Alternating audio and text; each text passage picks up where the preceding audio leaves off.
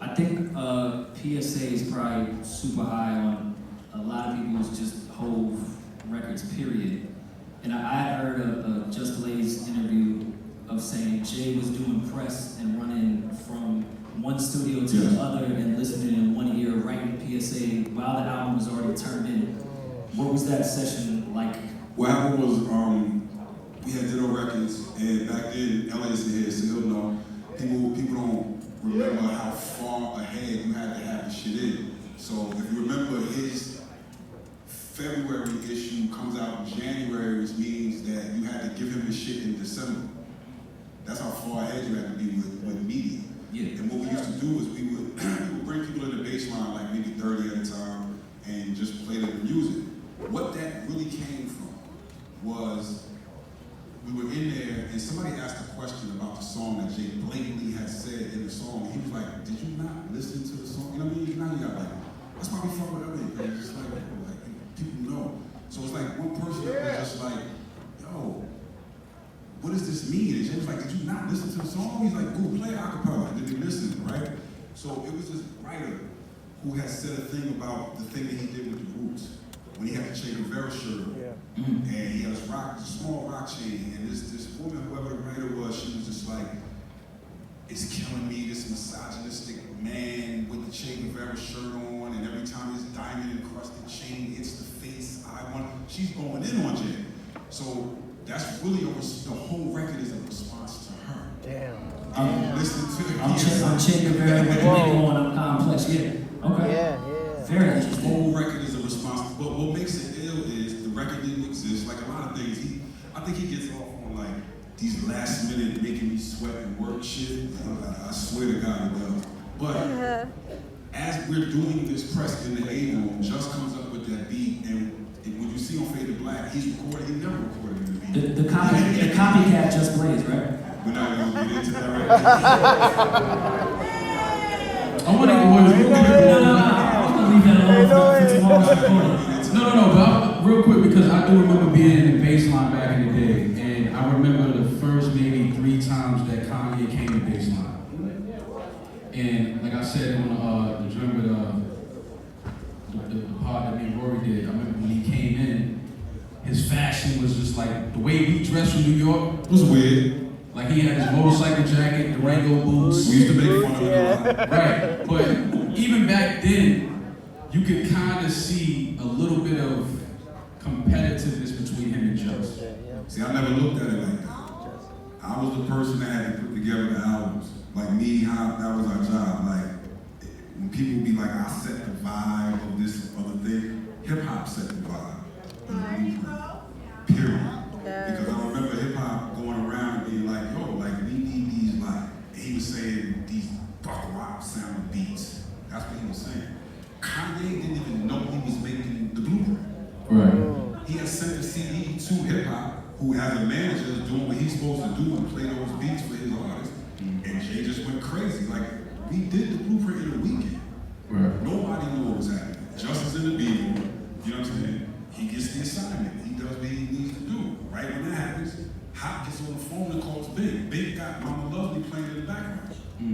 Like, that's how that happened. So, I don't know about this copycat thing. Just got so many different styles. It's disrespectful to him in terms of the way that man beat did, the amount of styles that he came up with. It's too disrespectful to say that. Like, it's a lot of things where we can have our own opinions.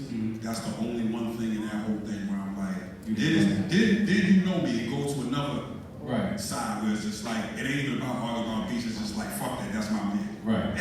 You know what I'm saying? Get to that. Yeah, I thought that was a little crazy for Kanye to go there, but you know, he's been known to go off on that end deep in a lot, so. Yeah, but I think the big thing is for all of us to celebrate what we did. You know, like Absolutely. That's the big thing. Is like to celebrate everybody making history and making these albums.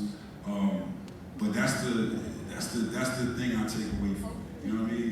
And the drama and all that other stuff. Like I don't deal with that. I'm with our kids taking on our legacy. Real quick, because a lot of questions that I get about, the homies ask me have I ever seen Jay record, and they really don't think that, they don't believe that he does it right. And I try to tell them, like, from what I've seen, all Jay does is walk around the studio, rap it to himself, he'll go in the corner, stand at the wall, rap at the wall, and then open the door, end up in the booth, and then you got the track, and let it go. Can you please solidify Jay's process of laying his verses? Yeah. Mal signed the NDA. He was there. So most of the time you get inspired by beat and he comes up with a concept.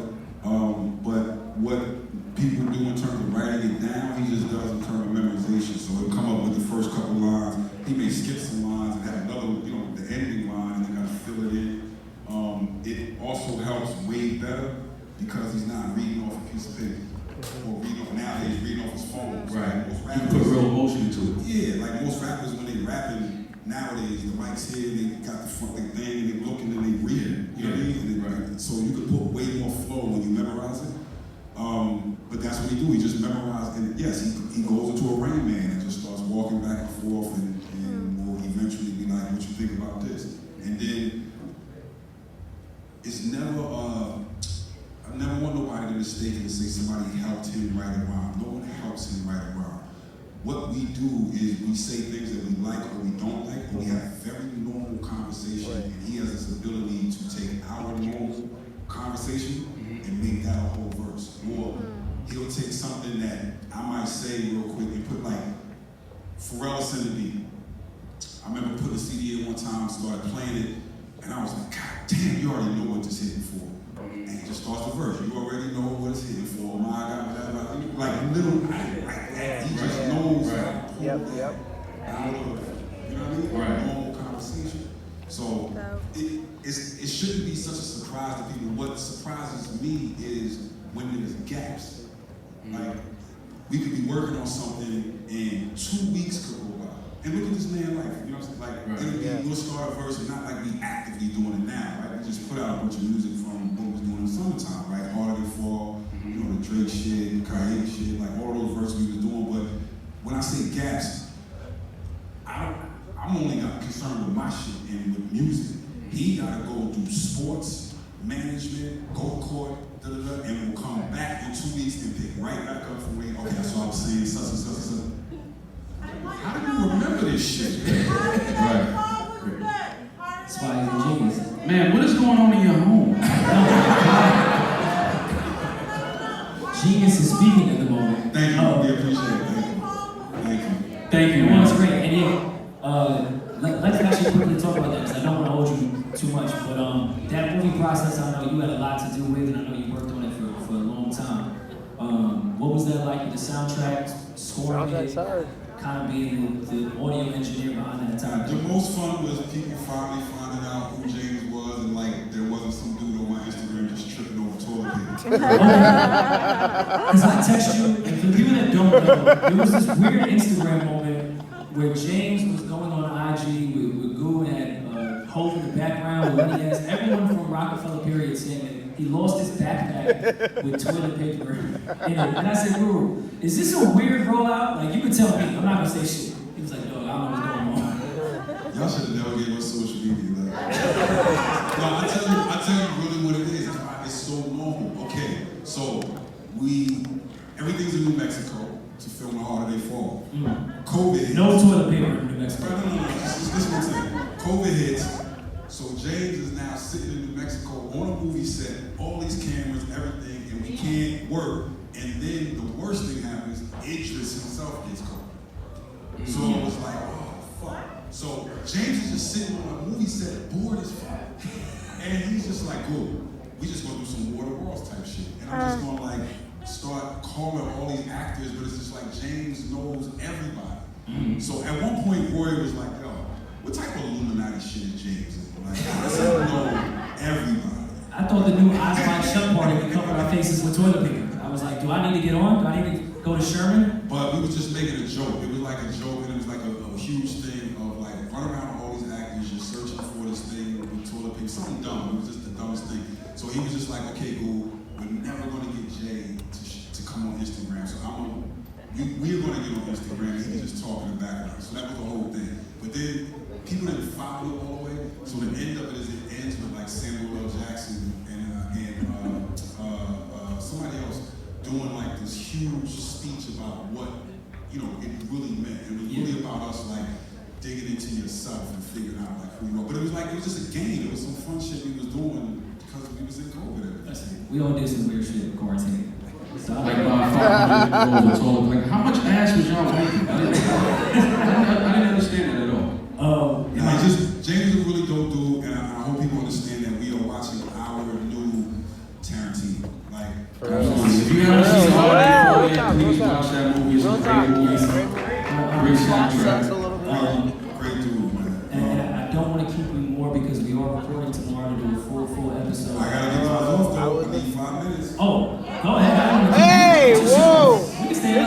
real. What's up, man? And we in LA, so he might get a little bit of help with this. Oh yeah, he's gonna get help.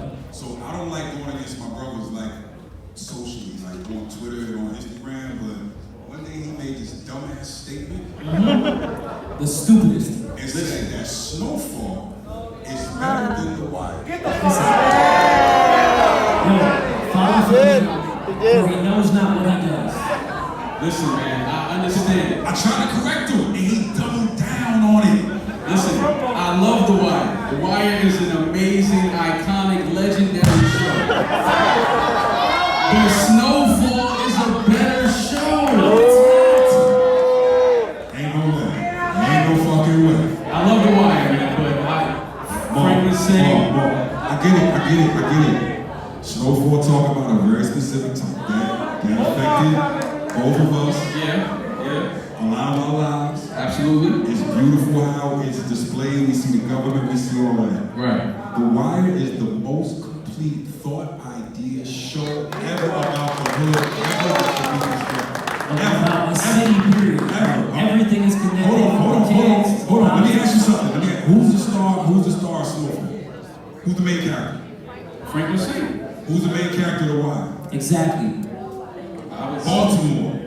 Exactly. But hold on. Listen, look at the game. Look at the lessons of the game. First year is just hood. It would have been a regular hood story. Second year is the dots. We don't bring it in. Terrible. No.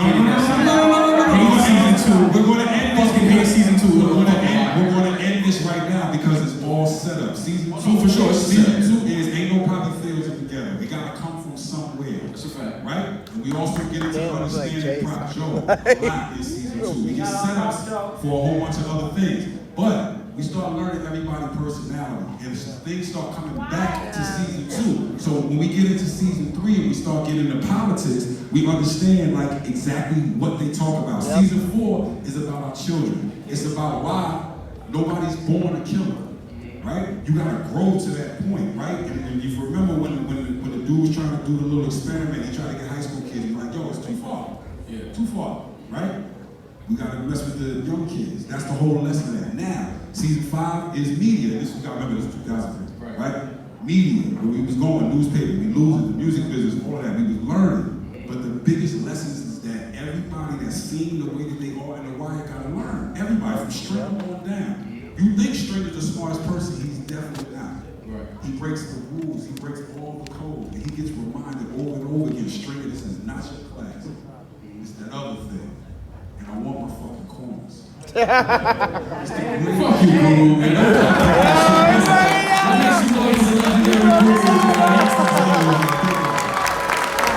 Ladies and gentlemen, make some noise for Guru.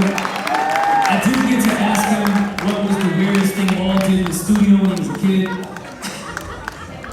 But we can get to that question. Again, please make some noise for young Guru. I know we're talking about the black guy, but Guru is a legend in his own, not just connected with Jay. Guru is a legend by himself. But I figured we could do some Q&A shit real quick.